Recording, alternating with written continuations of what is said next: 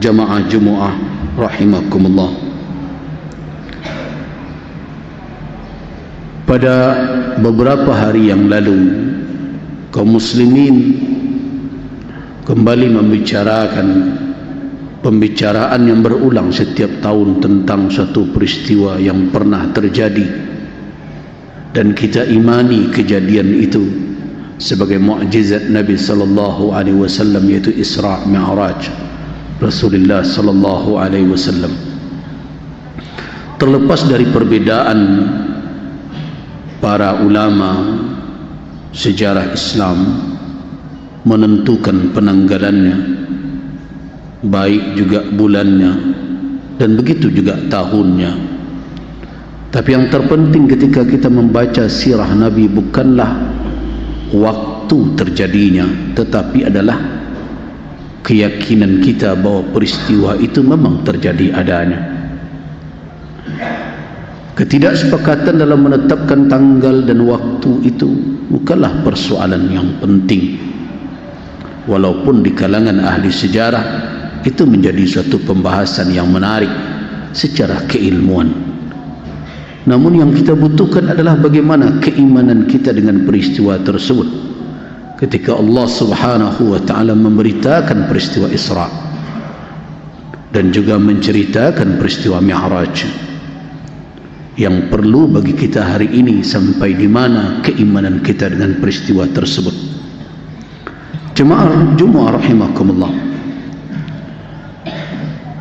terkait dengan itu, bagaimana kita bisa menyelesaikan persoalan keimanan, soalan keimanan dengan Isra' dan Mi'raj, dengan berbagai peristiwa yang dalam analisa sebagian orang yang mengandalkan nalar semata hari ini terkadang mempertanyakan apakah itu memang terjadi. Bahkan dengan alasan kemerdekaan dan kebebasan dalam berbicara, mereka kritisi nusus atau nas-nas syariat dengan analisa yang menurut mereka ilmiah, tapi sebenarnya jauh dari kajian-kajian ilmiah, karena lari dari dasar-dasar keimanan yang mestinya sudah kita selesaikan ketika kita berbicara awal atau pertama sekali tentang Islam. Untuk itu saya ingin mengajak kita semua mengikuti suatu kisah yang dinukilkan oleh Al-Imam Abu Dawud rahimahullah dalam kitab Sunan beliau, dan juga diriwayatkan oleh Al-Imam An-Nasa'i dari Umar bin Khuzaimah dari pamannya. Kisahnya adalah anna Nabi sallallahu alaihi wasallam ibta'a farasan min a'rabiyyin. Pada suatu hari Nabi sallallahu alaihi wasallam membeli kuda dari seorang Arab Badui. Kemudian fastadba'ahu, setelah beliau beli, kemudian Nabi sallallahu alaihi wasallam mengikutinya untuk beliau bayarkan harga yang telah disepakati, liyaqdiyahu thamana farasihi, untuk membayar harga dari kuda tersebut. Maka fa'asra Rasulullah sallallahu alaihi wasallam al-masya, Rasulullah bergegas berjalan untuk membayarkan, sedangkan orang Arab tadi berjalan santai saja. Wa abta'al a'rabiy, fatafiqa rijalun ya'tariduna al-a'rabiyya. Ketika itu tiba-tiba karena dia lambat berjalan, Rasulullah telah segera berjalan mungkin untuk mengambil harga atau uang untuk membayar kuda tersebut. Orang Arab Badui ini santai saja berjalan, tiba-tiba dia berpapasan dengan beberapa orang. Ketika melihat orang Arab Badui ini masih menuntun kuda itu, maka beberapa orang yang berpapasan dengan dia fayusawimuna, menawar lagi kuda tersebut.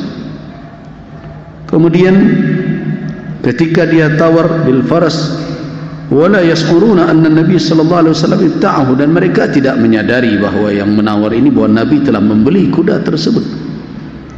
Dan orang Arabi itu juga terus tawar menawar. Kemudian tiba-tiba Rasulullah datang, fanada al-Arabi Rasulullah sallallahu alaihi wasallam. Kemudian Rasulullah tampak, dipanggillah Rasulullah oleh orang Arab Badui ini. Fanadal Arabiyya an-Nabiy sallallahu alaihi wasallam, atau Rasulullah sallallahu alaihi wasallam, faqal in kunta mubta'an, kalau kamu memang menjual, telah membeli kuda ini, al-faras, wa illa bi'tahu, kalau engkau mau beli, ya beli, kalau tidak saya mau jual ini kuda kepada orang yang menawar ini. Kemudian apa kata Nabi sallallahu alaihi wasallam ketika mendengarkan seruan orang Arab Badui tadi, padahal tadi sudah tuntas harganya dengan Nabi sallallahu alaihi wasallam, kata beliau, awalaysa ibta'tuhu minka, awalaysa ibta'tuhu minka, bukankah tadi saya telah membelinya dari engkau? Ini perkaranya kan uangnya belum nih, tapi kan kita sudah deal tadi, sudah sepakat. Faqala, apa jawaban orang Arab Badui tadi? La wallahi ma bi'tuka, tidak, demi Allah saya tidak ada menjualnya kepada engkau. Jadi dia berbohong ketika itu. Nah, di saat itu faqala Nabi sallallahu alaihi wasallam, bala, sudah, kata Nabi, qad ibta'tuhu minka, saya sudah membelinya tadi dari engkau. Ketika itu orang Arab Badui ini berkeras, halumma syahidan, kalau engkau memang benar dengan dakwaan engkau, ayo datangkan saksi. Mana saksi engkau bahwa engkau tadi telah membeli kuda ini dariku? Nah, ketika itu faqala Khuzaimah, tiba-tiba datang Khuzaimah bin Thabit, seorang sahabat Nabi sallallahu alaihi wasallam. Ia berkata, ana ashhadu annaka qad bay'atahu, ya Rasulullah, saya jadi saksi sesungguhnya engkau benar telah membeli kuda itu dari orang Arab Badui ini. Nah, ketika Khuzaimah bin Thabit bersaksi, maka akhirnya Rasulullah berkata, bima tashhad, dengan alasan apa engkau bisa bersaksi? Apakah engkau tahu tadi transaksi yang terjadi? Kira-kira begitu kalau kita syarahkan hadis itu. Tapi apa jawaban dari Khuzaimah bin Thabit? Ini yang perlu kita garis bawahi. Bitasdiqika ya Rasulullah, bitasdiqika ya Rasulullah, saya itu bisa bersaksi kepada engkau karena saya membenarkan engkau sebagai Rasulullah. Walaupun dia tidak hadir tadi, tidak melihat tadi jual beli tersebut, tapi saya berani bersaksi bahwa engkau telah membelinya seperti yang kau katakan, bitasdiqi, karena saya telah percaya bahwa engkau adalah Rasulullah sallallahu alaihi wasallam. Mendengarkan itu, kata Nabi sallallahu alaihi wasallam, akhirnya beliau jadikan, kalau demikian adanya kesaksian satu orang engkau sama dengan kesaksian dua orang laki-laki. Faja'ala Rasulullah sallallahu alaihi wasallam syahadata Khuzaimah bi syahadati rajulain. Apa yang bisa kita ambil dari peristiwa itu? Ternyata seorang mukmin ketika menyatakan bahwa Rasulullah sallallahu alaihi wasallam adalah utusan Allah dan ada di dalam syahadat dia benarkan itu adalah Rasul yang diutus oleh Allah Subhanahu wa taala. Tidak ada kepantasan seorang mukmin syak sedikit pun dengan apa yang dikatakan oleh Nabi sallallahu alaihi wasallam. Sebab kalau dia masih ragu dengan apa yang dikatakan oleh Nabi, yang dikatakan oleh Allah Subhanahu wa taala, wa beliau tidak berbicara anil hawa, dari hawa nafsu beliau, in huwa illa wahyu yuha wa ma yantiqu anil hawa. Rasulullah tidak berbicara asal pembicaraan beliau dari hawa nafsu, tetapi berbicara berdasarkan wahyu yang diwahyukan. Kemudian kita imani di antara sifat seorang nabi itu adalah siddiq. Kemudian kita perdebatkan lagi, apakah beliau berisra, apakah beliau bermi'raj, apakah beliau bertemu dengan ini, apakah beliau bertemu dengan itu. Kalau logika kita masih seperti itu, maka tidak jauh-jauh logika seperti itu hadir dalam kepala Abu Jahal CS dahulu. Abu Jahal lah yang terus mempertanyakan. Kenapa? Kalau dari sisi logikanya tentu. Kenapa? Karena Abu Jahal tidak mengimani kerasulan. Tentu orang yang tidak percaya dengan risalah yang dibawa oleh Muhammad tidak akan mengimani turunan dari risalah tersebut. Tapi kalau seorang mukmin yang berkata asyhadu an la ilaha illallah wa asyhadu anna Muhammadar Rasulullah, tahu tak dia makna bahwa dia bersaksi Muhammad Rasulullah, utusan Allah, ja'a bil haq, dia datang dengan yang hak, dengan kebenaran, sebagaimana pernyataan yang ada dalam surah Ali Imran di ujung-ujungnya di akhir 193, itu Rabbana innana sami'na munadiya yunadi lil iman an aminu bi rabbikum fa amanna rabbana ighfir lana, dan seterusnya ila akhir ayat. Semua kita sudah menyatakan iman, aman. Apa konsekuensi dari itu? Idza amanna bir rasuli, apabila betul kita telah beriman dengan Rasul, maka kita akan beriman dengan segala apa jaa bihi, apa yang dibawanya kepada kita.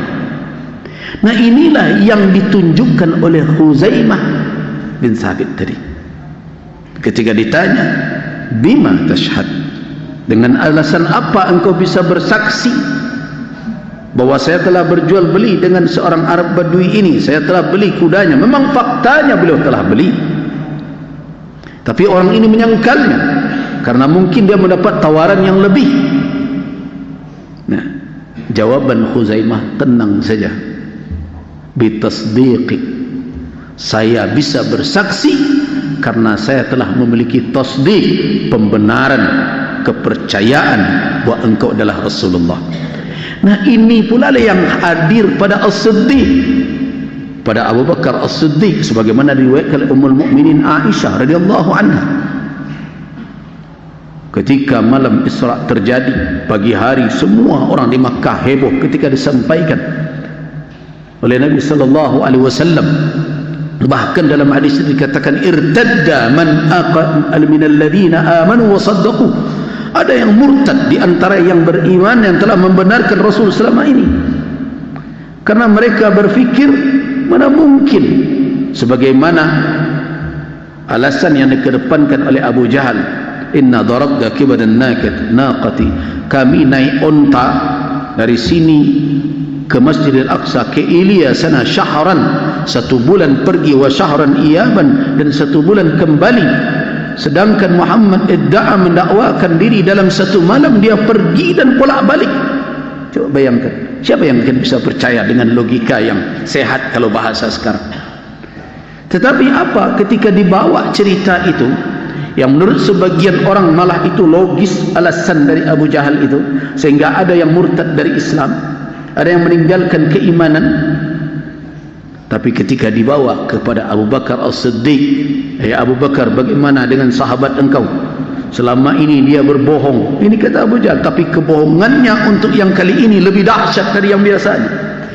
Abu Bakar apa? Dia mendakwakan dirinya pergi ke Masjid Ilya dalam semalam. Pagi hari dia sudah ada di Makkah. Tusaddiquhu, apakah engkau mempercayai juga? Apa kata Abu Bakar As-Siddiq radhiyallahu anhu?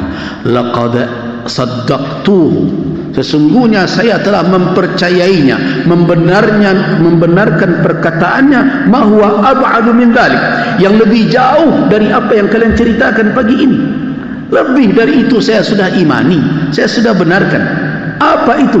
Laqad saddaqtuhu bi khabaris sama, saya telah membenarkannya, dia menerima berita dari langit setiap pagi dan sore, siang dan malam selama ini. Masa ya perkara Ilya itu menjadi susah untuk mengimani? Nah, kira-kira kalau sudah kita mendengar 2 contoh ini, kita sudah bisa membayangkan bagaimana sebenarnya keimanan para sahabat Nabi sallallahu alaihi wasallam. Kalau kita ingin menjadi umat yang terbaik, dan jaminan umat terbaik itu ada pada diri para sahabat tersebut, saya mengajak kita semua, kalau betul kita telah beriman Muhammad adalah Rasulullah sallallahu alaihi wasallam, jangan pernah sangsi dengan apa yang dia berikan dan dia sampaikan kepada kita. Dialah as-sadiqul masduq, dialah yang benar di dalam penyampaiannya, dijamin oleh Allah Subhanahu wa taala, dan tidak ada keraguan bagi kita untuk menerima yang dibawanya. Barakallahu lakum bil Qur'anil Karim wa nafa'ani wa iyyakum ma fihi minal ayati wa dzikril hakim. Aqulu qawli hadza wa astaghfirullaha lakum innahu ghafurur rahim. Astaghfirullah. Alhamdulillahi alladhi hadana li hadha wa ma kunna linahtadiya lawla an hadana Allah. Ashhadu an la ilaha illallah wa ashhadu anna Muhammadar Rasulullah. Allahumma salli wa sallim ala abdika wa rasulika wa habibika Muhammad ibn Abdullah wa ala alihi wa ashabihi wa mawalah, amma ba'du. Ibadallah, قال الله تبارك وتعالى في كتابه الكريم: قل لعبادي الذين آمنوا يقيموا الصلاة وينفقوا مما رزقناهم سرا وعلانية من قبل أن يأتي يوم لا بيع فيه ولا خلال. صدق الله العظيم. Ibadallah, di dalam kehidupan kita, ketika kita nyatakan beriman, jangan ada yang membayangkan bahawa keimanan itu akan bebas dari segala ujian. Karena Allah Subhanahu wa taala akan terus menguji, sehingga siapa yang keluar dari dunia ini dengan keimanan yang kokoh, yang tidak bercampur dengan kesyirikan dan kekufuran, merekalah orang-orang yang selamat. Begitulah kita memahami kalimat yang dikatakan oleh Nabi: man qala fi akhir hayati, siapa yang mengatakan di akhir hayatnya la ilaha illallah, la yusyrik billahi syai'a, tidak mempersekutukan Allah dengan apapun, ada jaminan dakhalal jannah, masuk dia ke dalam surga. Tentu bukan sebatas kalimat. Yang kita cemaskan hari ini adalah kalimat itu tetap bermain di ujung lidah kita, tetapi iman yang ada di dalam dada kita porak-poranda. Karena apa? Alasan logika, alasan A, B, C dan berbagai macam alasan yang membuat kita terjebak di dalam raib dan syak, di dalam keraguan dan kebimbangan. Karena itu wahai kaum muslimin, berhati-hatilah menjaga akidah tauhid. Di dalam berbagai peristiwa hari ini banyak saja yang menyampaikan berbagai macam analisa, tetapi ketahuilah, yang lebih tahu dengan apa yang diturunkan oleh Allah untuk kita adalah Rasulnya. Karena itu para ulama bersepakat, ketika kita ingin tahu tentang apa maksud dari Al-Quran, siapakah yang lebih tahu maksud firman Allah? Allah Subhanahu wa ta'ala. Karena itulah makanya ulama ketika berbicara tafsir meletakkan tafsirul Quran bil Quran adalah a'la. Tafsir Al-Quran dengan Al-Quran adalah yang tertinggi. Apabila Allah telah menafsirkan kalamnya, tidak ada tafsir setelah itu apabila telah tuntas penafsiran itu. Nah, setelah itu siapa? Man a'lamu bi ta'wili.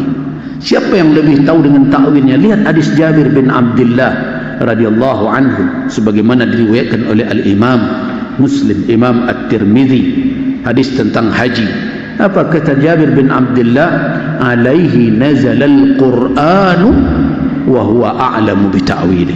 Kepada beliau turun Al-Quran dan beliaulah yang lebih tahu dengan ta'wil atau tafsirnya.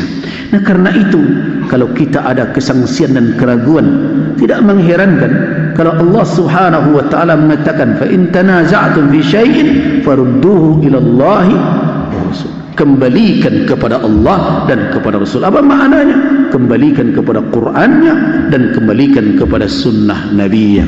Inilah yang akan menjaga kita dari kesesatan dan penyesatan. Apalagi di dalam era informasi dan media yang datang dari berbagai macam, ada yang bertanggung jawab, ada yang tidak bertanggung jawab. Semoga kita terlindung dari segala bentuk penyesatan dan kesesatan itu. Amin ya rabbal alamin.